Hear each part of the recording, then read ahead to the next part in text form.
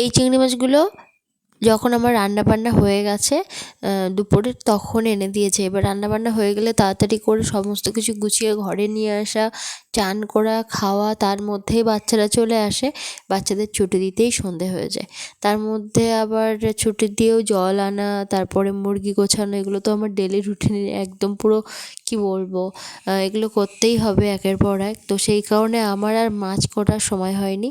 তার মধ্যে আমি ভুলেও গেছি আর কি, যেহেতু এরকম বিকাল টাইমে কখনো মাছ আনে না বাড়িতে।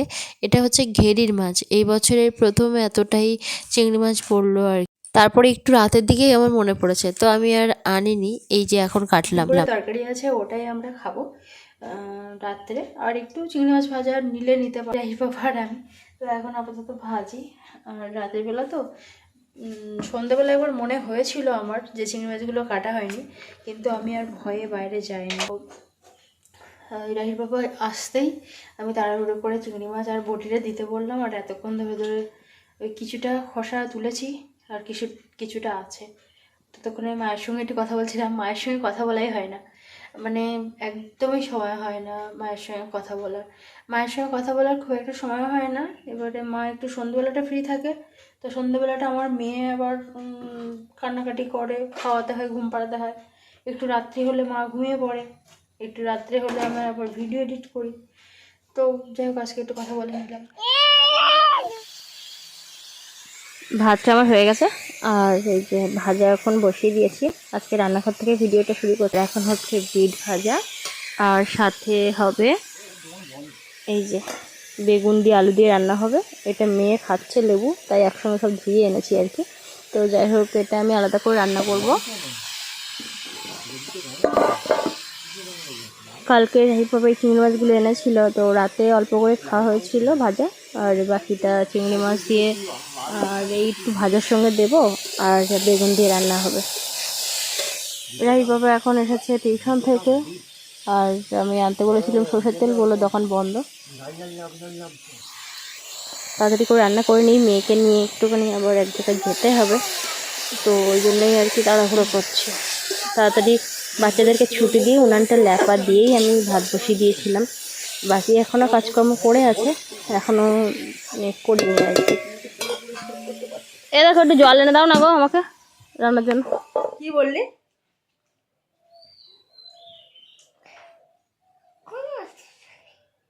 কোনো অসুবিধা নেই।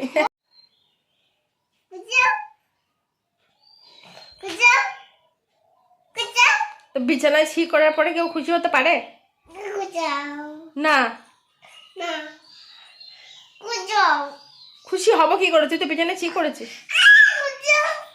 কি করে আমি খুশি? আমি হতে পারছি না, আমি কি করব? আর কোনদিন ছি করবি না তো? বলো, ভুল হয়ে গেছে সত্যি? আর কোনদিন ছি হবে না তো? সত্যি?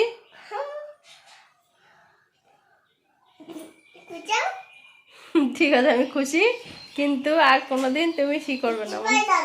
খুশি ভাবে থাকবো? কি করে খুশি হয়ে থাকবে? এরপর আমাকে সব কাজ করতে হবে।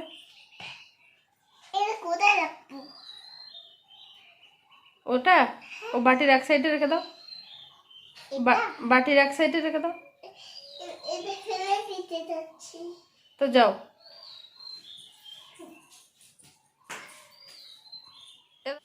বাবা, আমি নেব একটা।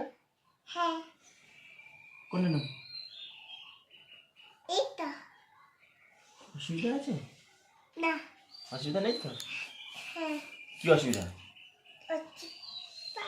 আছে? তাহলে নেব না। আছে? হ্যাঁ। তাহলে আমি নেব না। নাও, তোমার জিনিস তুমি নাও। বললি কোনো অসুবিধা নেই। একটু আগে কিন্তু বললো নাও পাপা, কোনো অসুবিধা নেই, আবার এখন বলছে অসুবিধা আছে। পাপাকে একটু দাও। ওর সামনে যদি সবসময় পাপা বলা হয় তাহলে গিয়ে ও পাপা বলে, কিন্তু আমার আবার খেয়াল থাকে না। আমাকে মাম্মাম বলতে হবে না, আমাকে মাই বলবি, ঠিক আছে? আর বাবাকে পাপা বলবি, বাবা ভীষণ খুশি হয় পাপা শুনলে। হ্যাঁ, ঠিক আছে। দুটো মুড়ি খাচ্ছি তো ওইখানে রেখে দিচ্ছে বারবার, সব ছড়াচ্ছে, আর সকালবেলা উঠে সব বাইরে থেকে বই খাতা সব ঘরে নিয়ে চলে আসছে। হ্যাঁ এবার দে, পড়ে যাবি না, ওখানে দাঁড়া, এবার হাত বাড়িয়ে ওর মধ্যে দিয়ে দে একটু চাল।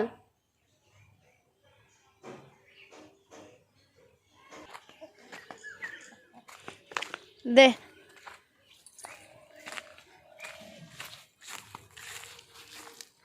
ঠিক আছে। হ্যাঁ আর একটু দে, পড়ে যাস না যেন। তুই দিয়েছিস বলে মুরগিগুলো খাচ্ছে, নাহলে মুরগিগুলো কি খেত? হ্যাঁ বাহ, আমি বলেছিলাম জুতো পরে আসতে, জুতো পরে আসিনি। একদম ঝলমলে রৌদ্র, আজকে কোনো মেঘলা বা কুয়াশা ভাব তেমন নেই। যে কোনো ফুল একসঙ্গে অনেকগুলো যখন ফুটে থাকে না, খুব সুন্দর লাগে, মনটা ভীষণ ভালো হয়ে যায়। তো একদম থোকা থোকা গোলাপ হয়েছে, দেখতে বেশ ভালো লাগছে।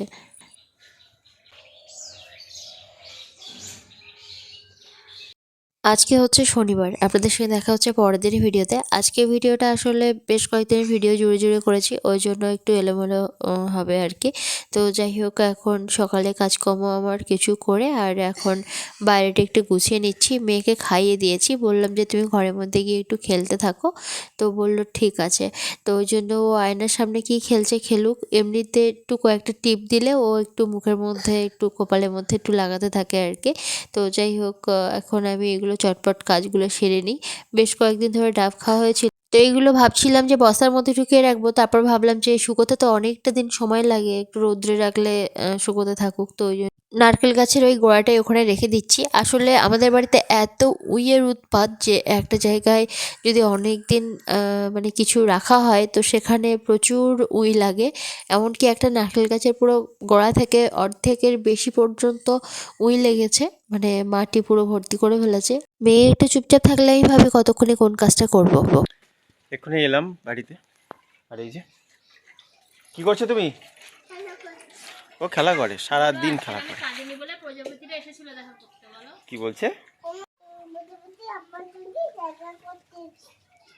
প্রজাপতি তোমার সঙ্গে খেলা করতে এসেছিল? কেন?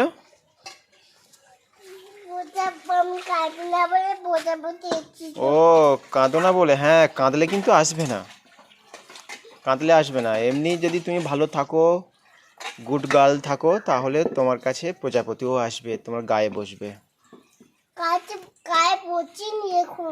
এখনো বসেনি? আরো ভালোভাবে থাকতে হবে, তাহলে প্রজাপতি বসবে গায়ে।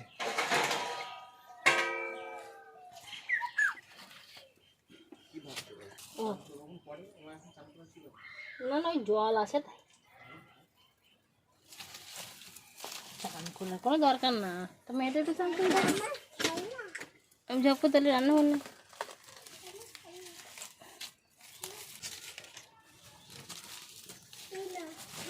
এখন যেহেতু গণের সময়, ওই জন্য রাহির বাবা একদম সকাল সকাল ঘেরে গিয়েছিল।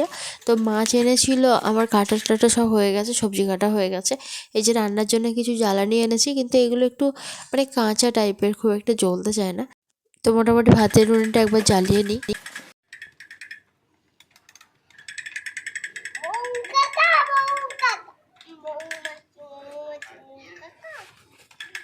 মৌ কাকা বলে ফেলেছে, মৌমাছি না বলে।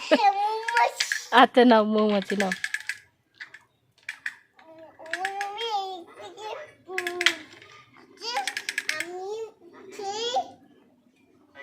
লুকিয়ে লুকিয়ে ফোন ধরলে ভালো হতো তো, এতক্ষণ অনেক ছড়া কবিতা গান হচ্ছিল, আমি এখানে বসে বসে রান্না করছি, কিন্তু লুকিয়ে লুকিয়ে না ধরে এখন আমি কথা বলতে গিয়ে ধরা পড়ে গেছে। বলো বলো বলো।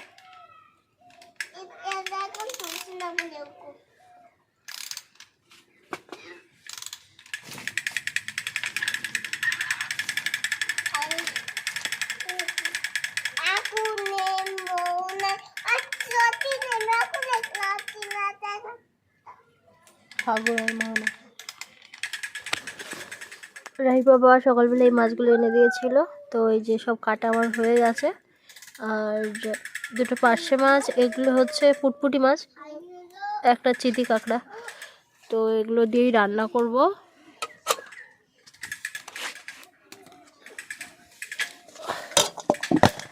বাঁধাকপি রান্না করব, এই যে তো ধোয়া আমার হয়ে গেছে, আজকে বাঁধাকপি ছাড়া আর কিছুই নেই, অর্ধেক বাঁধাকপি ছিল তো সেটাই আমি কেটে নিয়ে এসেছি।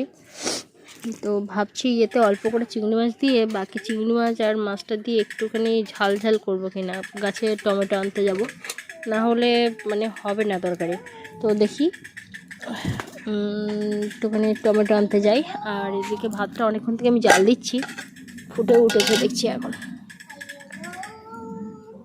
জল টল সব আমার তোলা হয়ে গেছে।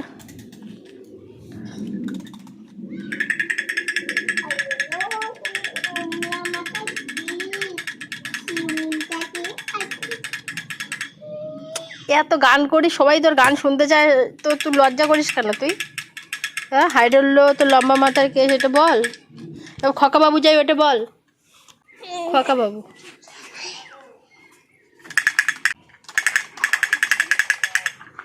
হ্যাঁ,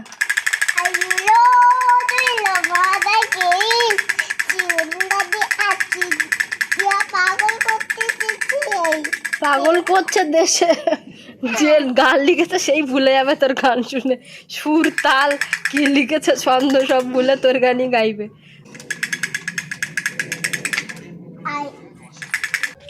চিরন্দাতে হাসি দিয়ে পাগল করছে দেশে, আমি এদিকে পাগল হয়ে যাচ্ছে কি রান্না করব।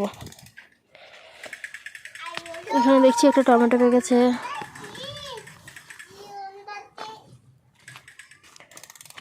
মেয়ের ওজন হয়েছিল কালকে, ওই গতকাল বিট ভাজা তারপরে বেগুন আলু তরকারি ওই পর্যন্ত ভিডিও করেছিলাম, তারপরে আর ভিডিও করা হয়নি। তো ওই সময়টা মানে একটা কাকিমা এসে ডাকছিল যে চলো বৌমা একসঙ্গে যাবো, ওই জন্য চট করে চলে গেছিলাম। আর রাইট পাপাকে বলে গেছিলাম যে তুমি তাহলে একটুখানি বাড়ি আছো যখন রান্না করতে থাকো। তো মাঝে মাঝেই আমি বাড়ি এলেই কাজ বলি বলে রাইট পাপা এখন আর খুব একটা বাড়ি আসতে চায় না। তো আমিও বুঝতে পারি, কিন্তু দেখা যায় যে বাড়ি এলেই মনে হয় এটা একটু করে দিক ওটা একটু করে দিক, এটা হয় আর কি। গতকাল মেয়েকে ওজন করতে নিয়ে গিয়েছিলাম, তো ওজন হয়েছে 12 কেজি 300।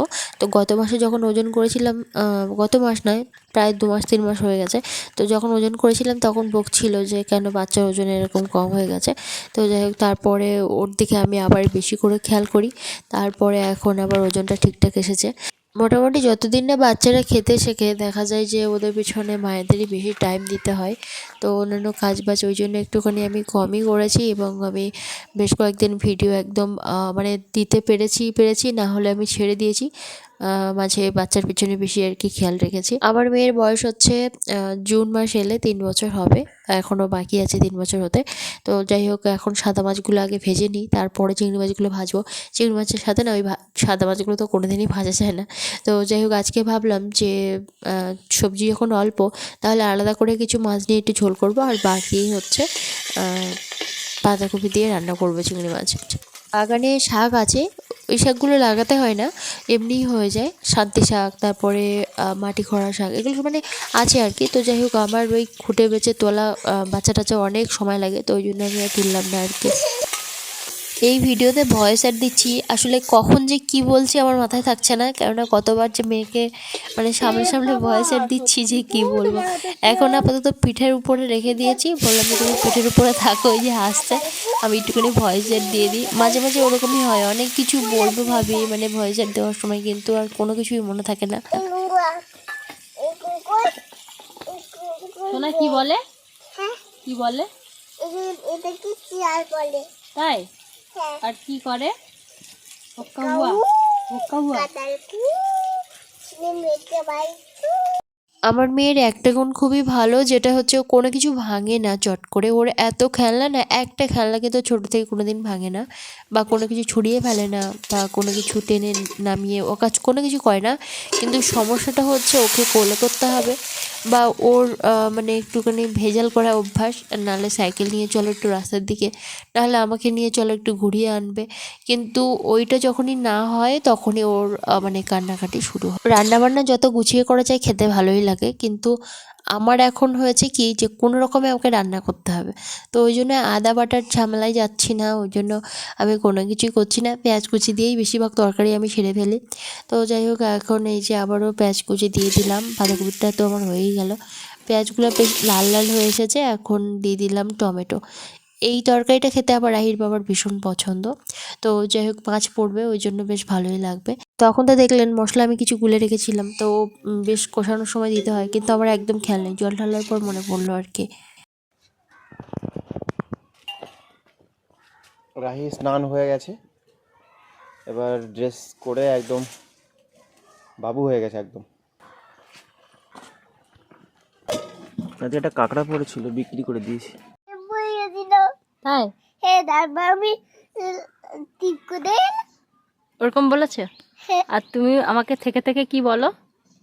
ও মা, এটা করতে আটকে দিস। তাই? বাহ, খুব সুন্দর এটা। আমি তোমাকে খুব ভালোবাসি। তাই? এটাই বলে, মানে দিনে বোধহয় কি বলবো 10-20 বার বলা হয়ে যায়। আর সাথে আরেকটা কি বলো, মা তুমি একটু খুশি থাকো। তুমি একটু খুশি থাকো। ওটা বলো। হ্যাঁ, আমার মেয়েটা আছে বলেই তুমি খুশি জিনিসটা, আর ওই কি আরেকটা জানো কি বলো, ও, তোমাকে আমি খুব ভালোবাসি। এই দুটো শব্দ আমি শুনতে পাই, তাই না? কি একটা জানো, হ্যাঁ তুমি রান্না বান্না শিখেছো। আমার মেয়েটা তো লবণ দিয়েছে, তারপরে একটু অন্য মশলা একটুখানি দিয়েছে। ও তুমি নেবে না, তবে সকল সময় নয়, কিন্তু আমি আছি তাই তোমাকে দিলাম, ঠিক আছে?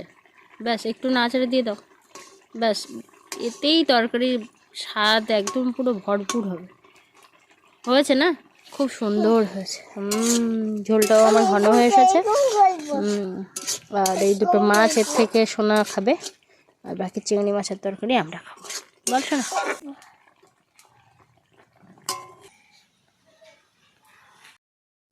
অনেক ভালো থাকুন। এই ভিডিওটা এখানে শেষ করছি।